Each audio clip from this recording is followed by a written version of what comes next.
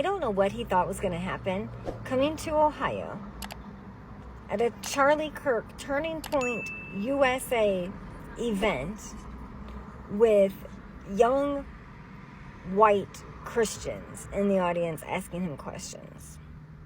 He was met with resistance, racism, and hatred. Every time Vivek Ramaswamy gets on stage, it feels like he's putting himself through a humiliation ritual. If you're an Asian person and you're a conservative, I need you to detach your nose from that hole in front of you, because conservatives do not care about us. And a lot of conservative talking heads will get on the internet and they'll speak very highly about Asian people. They'll say that we're well educated. They'll say that we're hardworking. But they're saying these things so that they can justify bashing a whole other group. They're only using us as a metric by which they can bash other minority groups. We are closer in proximity to whiteness than other minorities are, but make no mistake, that doesn't mean that we're white. Like, think of COVID. Think of how quickly conservatives switched up on Asian people, and how quickly they were like, oh, let's rename the virus to the China virus, and how quickly they threw all Asian people under the bus because they cannot tell us apart, bro. I'm going to need to circle back with the Indian Trumpers, specifically the ones who thought they would qualify for the tax breaks and the ones who actually will qualify for the tax breaks, because we need to have a very serious conversation. I know you guys like to lean in hard to that whole model minority myth, that deportations were just about other brown communities that don't come here the correct way. Now that it's clear that the administration is targeting mass swaths of people with legal status, people that this administration has consistently demonized and scapegoated as the reason for this country's issues, what do you think is going to happen once these people are deported and the housing crisis remains as acute as ever? Because these people didn't own the homes. You did. I'll never forget the voicemail my uncle left me the day after the 2016 election. His voice, usually brimming with proud American optimism, was thin, cracked. He said, "I have been here for 35 years. Today, for the first time, I felt like I forgot my passport at the grocery store." That feeling, that sudden, chilling visibility, it's a feeling Black Americans have known for centuries. And now, a generation of Indian conservatives is learning it by heart. If you're an Asian person and you're a conservative, I need you to detach your nose from that hole in front of you, because conservatives do not care about us. And a lot of conservative talking heads will get on the internet and they'll speak very highly about Asian people. They'll say that we're well educated. They'll say that we're hardworking. But they're saying these things so that they can justify bashing a whole other group. They're only using us as a metric by which they can bash other minority groups. We are closer in proximity to whiteness than other minorities are, but make no mistake, that doesn't mean that we're white. Like, think of COVID. Think of how quickly conservatives switched up on Asian people, and how quickly they were like, oh, let's rename the virus to the China virus, and how quickly they threw all Asian people under the bus because they cannot tell us apart, bro. We are not smarter or more hardworking than other minority groups, and that mindset completely erases hundreds of years of necessary historical context. And also, most of our parents literally came here with the sole intention of getting professional degrees or starting some kind of business. So yes, they're going to pass those traits on to their children. This is a great comment. I also can't rationalize why Vivek or Cash pander the way they do, but I can offer some introspection. In my last video, I talked about growing up in America and not wanting to be brown as much as possible. But I realized when I matured that I was pandering to the same people that were ignorant against my own culture. I may be American, but both my parents are Sri Lankan, and to go against that culture is going against my own blood. And do it for what? For the people that see me as something else, but I'm one of the good ones? Hell no. Cash and Vivek likely went through the same thing, but didn't have that experience. And to give even more introspection, there's a lot of hatred for brown people and idolization for white people in brown culture. And it's not just in South Asia, it's in Asia as a whole. I mean, a lot of you have likely seen that Chinese ad where a black guy went into the washing machine, came out white. That is the mindset of like all of Asia. And here on the West, like it still exists, but it's just on a much lower level. Like if something like that was aired, there would be outrage. But even here, I mean, look at Hollywood. Most people are fair skinned, right? And it wasn't until I feel like not that long ago where the cast has been more diverse. And even then there's light skin, like darker skin is not sought after. That's its own problem, but I'm trying to show you that hatred is not just existent in the West and towards brown people here, but even back home. There's this level of self-hatred, and I'm sure that Cash and Vivek probably internalized this to a point they thought they could pander. They thought that it would go as far as convincing these white Christians who have likely never opened up a Bible and learned that Jesus, or know that Jesus is not from America. And I'm glad he was confronted with it. I'm glad that this is going viral. I wish people wouldn't be taking this out on like the entire brown race. But yeah, Vivek and Cash, they just pander for power. And I hope the introspection I talked about in this video helps you understand a little bit more about the internalized hatred of being brown. And I guess where Cash and Vivek are trying to go. But Cash makes me hate my nickname. And Vivek, I could tell he's smarter than this, but I don't know. I don't know where he was going either. To understand this awakening, you have to understand the bargain. For decades, many Indian immigrants, especially those who arrived post-1965, embraced the model minority myth. It was a strategic cloak. We were doctors, engineers, entrepreneurs. We were one of the good ones. We built communities, yes, but our political alignment was often with the party of low taxes, strong business, and traditional values, a platform that, on the surface, mirrored the conservative aspirations we'd carried from home. I saw this in my own family, a belief that hard work and financial success could act as a shield, that if we just played by the rules, our accent, our skin color, the spices in our lunchbox would be overlooked. We believed in a ladder of whiteness, a hierarchy where our economic status could grant us honorary membership, or at least diplomatic immunity. We looked at the struggles of Black Americans as a separate, tragic history, not a premonition. Our success, we thought, was our firewall. I don't know what he thought was going to happen coming to Ohio at a Charlie Kirk Turning Point USA event with young white Christians in the audience asking him questions. He was met with resistance, racism, and hatred. Like, I literally don't understand what it is going to take for people like Vivek to understand that it doesn't matter what you do, they are not going to accept you. I mean, these people think that Christianity is what founded this country, that this country was founded on Christianity, even though many of the founding fathers were not Christian, but they still have this belief in their head. They think they are superior. And what do we call that? White supremacy. They literally think that if you are not a white Christian, that you are evil. They will even go so far as to judge your tattoos, judge your nose rings, etc. Because if you aren't a carbon copy of the next person and the person before them, then you don't fit in. And they don't want you here. I do know one thing though. The Democratic Party needs to organize better. Because Turning Point is going all over this country, getting these young voters, these young Christian voters registered and voting. So I'm seeing a lot of backlash for Vivek running for governor. And I think that's very comical, right? That was to be expected. And all I'm going to do is just leave this clip here so you can just remind yourself of what may be the reason why a certain demographic is not very pleased with his current campaign for governor in the very predominantly white state of Ohio.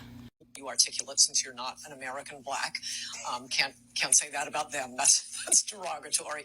And that was a great opening segment. Lots of things to talk about there. Oh, and I agreed with many things you said during, in fact, probably more than most other candidates when you were running for president. But I still would not have voted for you because you're an Indian. We'll get back to that. And it's directly related to what you were just talking about. You know, the thing about nationalism, you're totally right. It is like, to use the word nationalism, oh, it's Hitler, it's Hitler. And, you know, Hitler had soup. That doesn't mean we shouldn't have soup.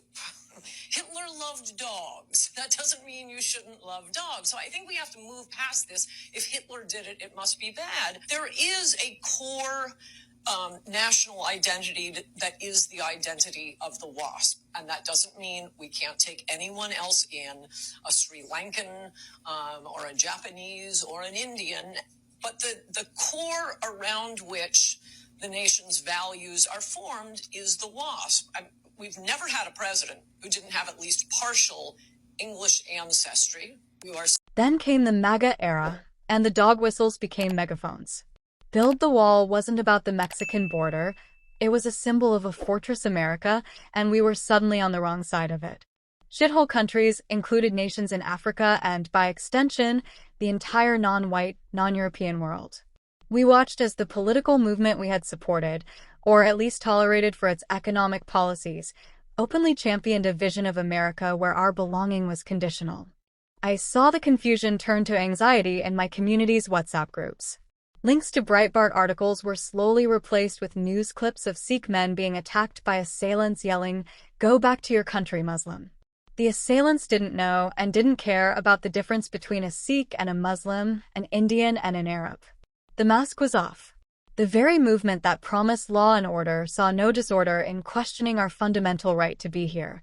Every time Vivek Ramaswamy gets on stage, it feels like he's putting himself through a humiliation ritual. If you are an Indian, a Hindu, coming from a different culture, different religion than those who founded this country, those who grew this country, built this country, made this country the beautiful thing that it is today, what are you conserving? You are bringing change. I remember watching him during the 2024 debates, and he was really trying to make himself like this baby Trump thing, and it wasn't working because people just didn't like him due to the fact that he wasn't white and Christian. It's funny because as much as the right would want you to believe that the left only cares about identity, it's pretty evident that identity is the most important thing to them. Because the left is open to anyone. Anyone can be on the left and be accepted. On the right, it's like, you're gay, you're not in. You're black or brown, you're allowed, but once we go far enough to the right, you're not allowed anymore. That's not even mentioning what they do to beer companies that even think about trans people. Just give it a few more months and they're gonna be calling Kash Patel slurs. I promise you they will. I'm going to need to circle back with the Indian Trumpers, specifically the ones who thought they would qualify for the tax breaks and the ones who actually will qualify for the tax breaks, because we need to have a very serious conversation. I know you guys like to lean in hard to that whole model minority myth, that deportations were just about other brown communities that don't come here the correct way. Now that it's clear that the administration is targeting mass swaths of people with legal status, people that this administration has consistently demonized and scapegoated as the reason for this country's issues, what do you think is going to happen once these people are deported and the housing crisis remains as acute as ever? Because these people didn't own the homes. You did. Nice homes in nice areas with good school districts. Once the rest of the scapegoats are gone, do you think the non-college educated right-wing militias waiting in the wings are going to just watch you thrive, let you thrive? And when they inevitably come for you, do you think anyone in this administration is going to do anything to stop them? Because what I can promise you is this AI bot here is not putting her animatronic neck on the line. Not a chance. As she's done the entire campaign when it comes to Indian hate, she's keeping her mouth shut. I am not saying this because I am trying to scare you. In fact, all the fear-mongering I did prior to Election Day ended up being an undersell. So I am just trying to help you connect the very real dots. ICE is playing the crane game with brown people at this point, kicking out anything they pick up. They do not care that your accent or your tax bracket are a little bit different. They are already forcing Ivy League PhD candidates to self-deport. The time to understand who your true enemy was before November 5th. But the sooner you realize it now, the more time you will have to prepare and hopefully be able to vote accordingly. So, what happens after the awakening?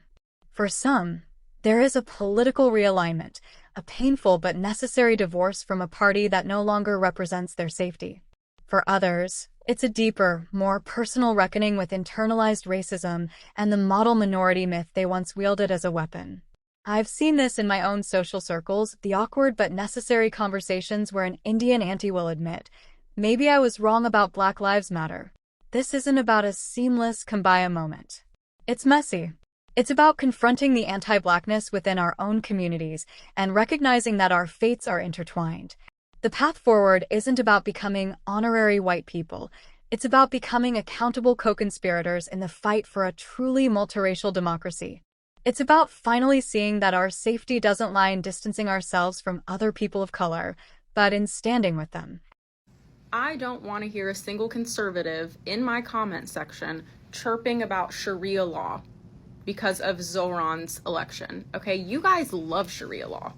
You love fundamentalist extremism when white people are implementing it, which is why y'all are also in my comment section saying repeal the 19th, which is why y'all celebrated when Roe v. Wade was overturned, which is why y'all are trying to get Obergefell overturned. You love Sharia law, but when you throw a hijab on it, suddenly it's scary. Okay, you love fundamentalist extremism, but only when it's white people flavored instead of Arab people flavored. Like, shut up. It is the same thing every time a white girl or a white boy or a gay person posts about Palestine. They're like, do you know what they do to gay people in Palestine? Do you know what they do to gay people here? Do you know what they're doing to trans people here? No, you love repressive policies when white people implement them. But as soon as a Muslim person implements it, oh, suddenly it's bad. Suddenly it's, oh, we're so enlightened here. Shut up. No one's buying it anymore. Okay? And frankly, calling Zoran like, oh, he's like the next Islamic revolution. He's literally a progressive. What about his policies, besides the fact that he's Muslim, makes you think that he's going to be repressive towards women and gay people? Explain that to me in a way that's not racist. I'm waiting.